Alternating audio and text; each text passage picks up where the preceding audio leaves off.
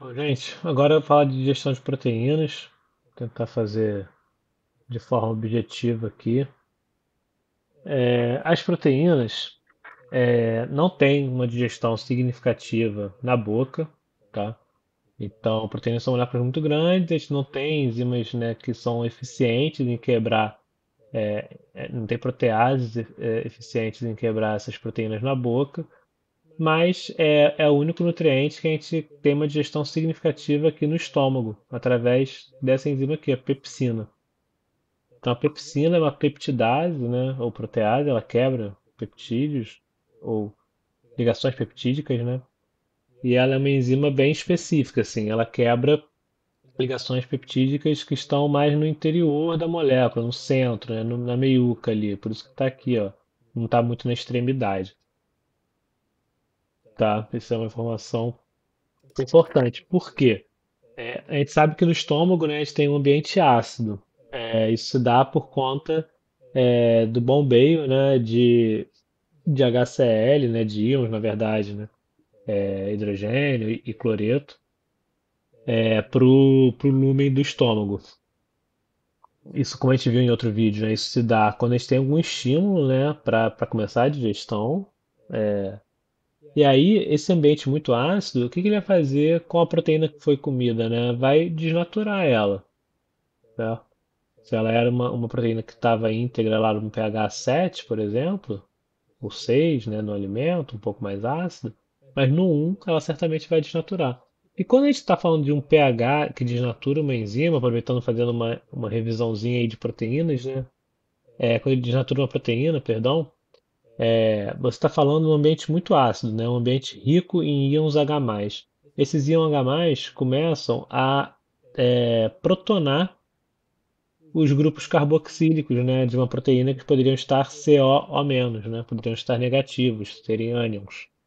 E aí esse H+, ele começa a protonar, e isso faz com que uma parte da proteína que tinha lá uma carga negativa, ela tinha uma carga negativa e interagia de uma forma, né, com outra carga negativa repulsando, se interagia com a água, né, com os íons H+ da água, se interagia com cargas positivas, né, atraindo.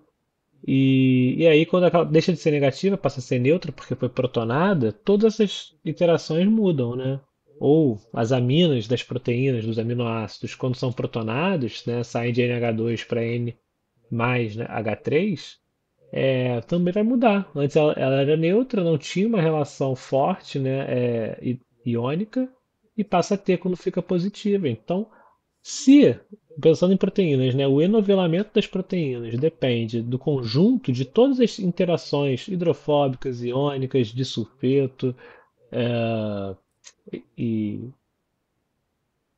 e hidrofóbicas, não sei já mais quais que eu falei, hidrofóbicas, iônicas, de sulfeto, ligações de hidrogênio, né? Todas essas, esse conjunto de forças faz a proteína ter uma forma mais estável de todas, né? Que é a forma enovelada, quando ela está com a estrutura terciária, a estrutura quaternária dela preservada. E aí, quando você coloca uma mudança de pH muito forte, você altera essa, essa disposição dessas ligações. Elas mudam, né? Então a proteína ela já não está mais naquela. A posição mais estável vai ser outra. E aí vai ser uma posição mais aberta, né? Ela tende a se abrir. Aminoácidos hidrofóbicos que estavam dentro já vão começar a ser interagir de uma forma diferente, né? Porque os que estavam polares agora não vão estar carregados, enfim. E aí a proteína ela se abre um pouco, né? Ela desnatura e facilita a entrada, a ação da pepsina, que é uma endopeptidase. Endo de dentro, né, interno. Então ela quebra ligações internas aqui, peptídicas, mas internas da cadeia. Isso vai ser facilitado com a desnaturação do que acontece com o pH do estômago, tá? A digestão de proteínas, então, ela começa no estômago e ela é muito importante. Acontece muita coisa no estômago, né?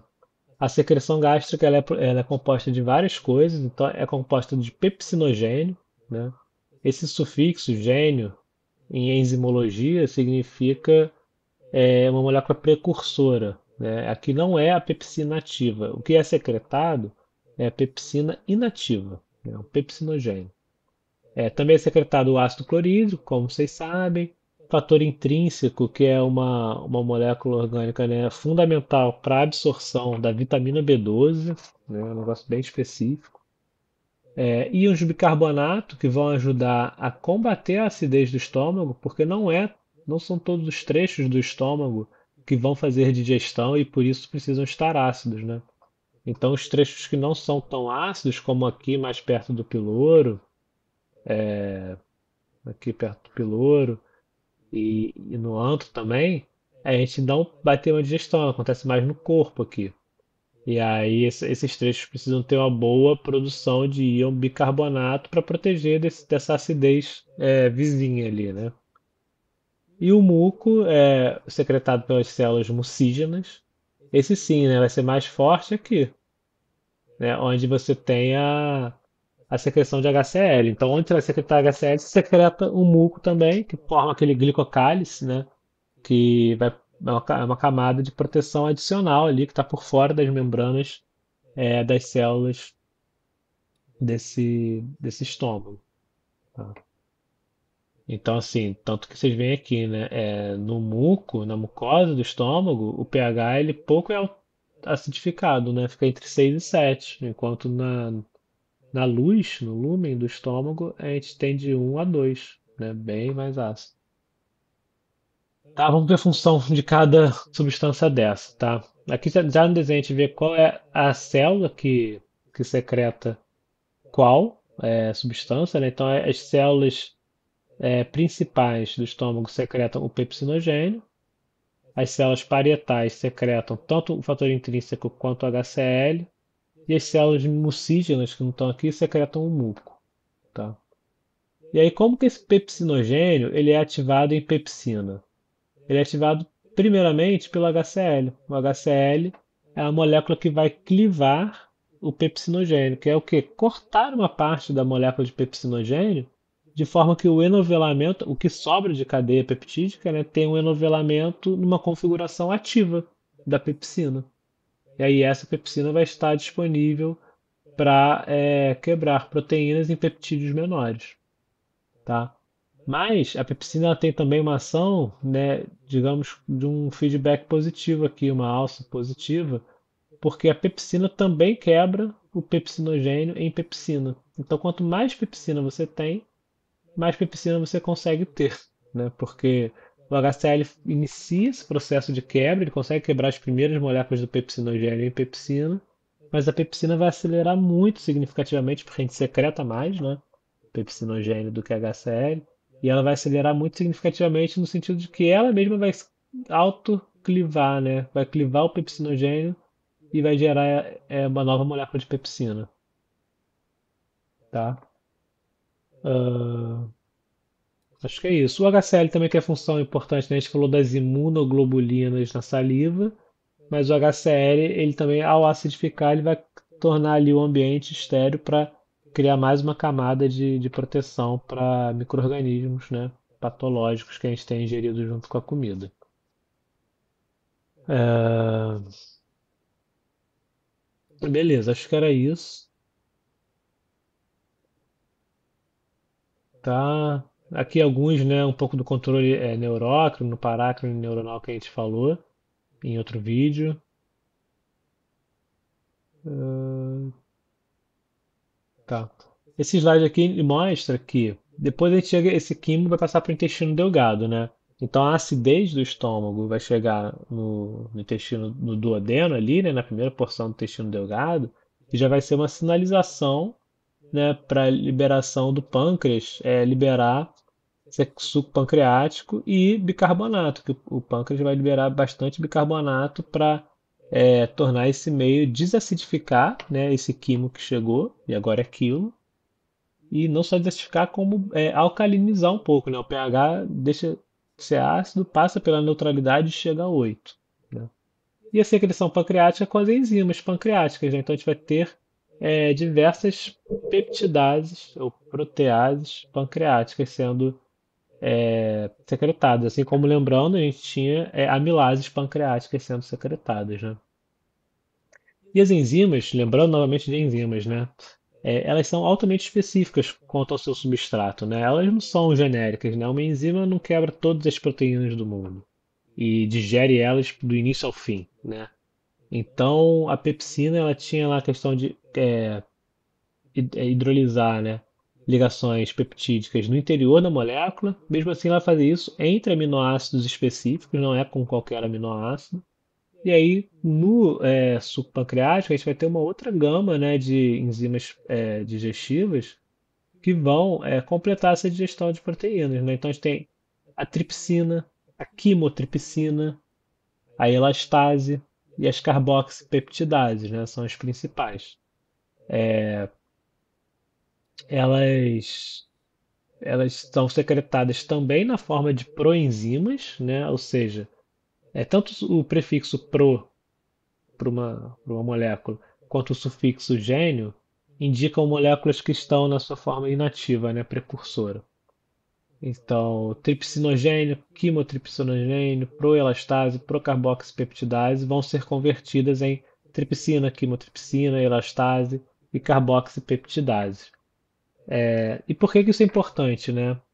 Isso é importante porque se essas enzimas elas estivessem no nosso intestino, perdão, no pâncreas, né, onde elas são produzidas, na forma ativa, elas iam fazer o quê? Elas iam degradar a própria, as próprias proteínas dos nossos órgãos, né, das nossas células. E aí isso é um problema muito grande. Então, tanto a pepsina lá no estômago, quanto essas enzimas pancreáticas, elas são secretadas e armazenadas, né, nas suas formas inativas. E aí, quando você tem uma mistura com algum outro agente que vai ativá-las, já durante a digestão, estimulada pela digestão, né? Aí você passa a tê-las ativas, né? Então a pepsina lá no estômago, ela só passa a estar ativa quando ela entra em contato com o HCl, que é uma outra célula, né? Lembra do estômago, que é uma outra célula que produz. E elas só vão entrar em contato na luz do estômago e lá vão digerir as proteínas que estão na luz do estômago, né? É, E aí quem faz essa clivagem dessas enzimas no caso do intestino delgado é uma enteropeptidase presente, né, residente aqui já da luz do intestino delgado. Quando ela entra em contato com o tripsinogênio, ela quebra a tripsina, o tripsinogênio e gera tripsina. E aí a tripsina faz aquele papel que nem a pepsina fazia. A tripsina, ela também vai conseguir quebrar as outras proenzimas e transformá-las na forma ativa, né? Então não só a tripsina faz digestão de enzimas, de proteínas, perdão, dietéticas, né? Como ela também atua como ativadora, né, de todas essas proenzimas aqui, convertendo-as em enzimas, tá? Aqui acho que para a gente manter o vídeo menor, não preciso falar disso aqui da anatomia, né? Mas aqui a importância do pâncreas.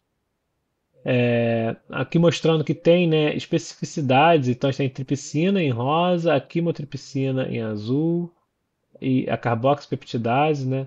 Então essas aqui de cima elas quebram ainda peptídeos maiores, né? Polipeptídeos em oligopeptídeos. A carboxipeptidase, pelo nome, ó, ela quebra uma ligação peptídica que está no terminal carbonila, né, no C-terminal de um peptídeo. Então, numa ligação peptídica, tanto a carbonila de um aminoácido quanto a amina de outro aminoácido deixam de existir, né, na sua configuração original, se ligam e não tem mais uma carboxila ou uma amina ali, né? Mas, quando você faz essa cadeia, chega numa ponta, tem uma amina livre, na outra ponta tem uma carboxila livre. E a carboxipeptidase faz exatamente isso. Ela pega essa ponta da carboxila livre e ela tem a especificidade para quebrar o último aminoácido dessa cadeia, ou o primeiro aminoácido dessa cadeia. E aí, vamos lembrar de um vídeo introdutório que a gente falou, as enzimas que vão quebrar, principais não, mas as enzimas vão quebrar as moléculas muito grandes em moléculas menores, mas elas precisam ser quebradas em moléculas bem pequenas para passar pelo enterócito, né? Então aqui aqueles esquemáticos que a gente já viu algumas vezes, aqui é a luz do intestino, né?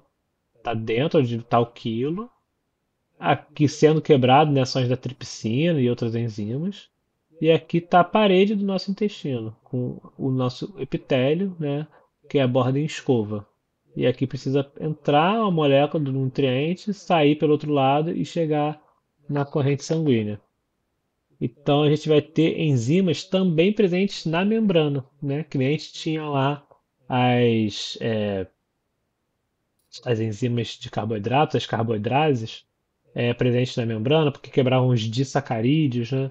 Lactose, sacarose, algumas dextrinas, quebravam os carboidratos que já eram pequenos, já eram oligosacarídeos, né?